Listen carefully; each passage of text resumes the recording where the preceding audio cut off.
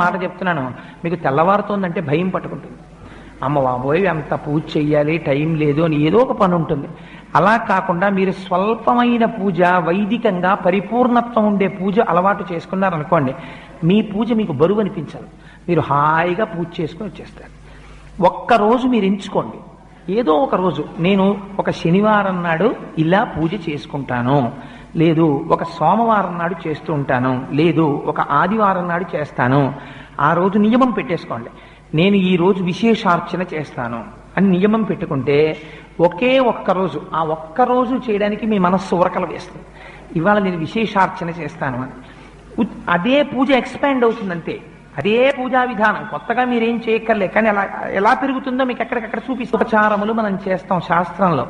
అవి మీ మనస్సుని తీసుకెళ్లి భగవంతుడి దగ్గర నిలబెట్టడం కోసమని ఉపయోగించాలి. అంతేకాని వాటిని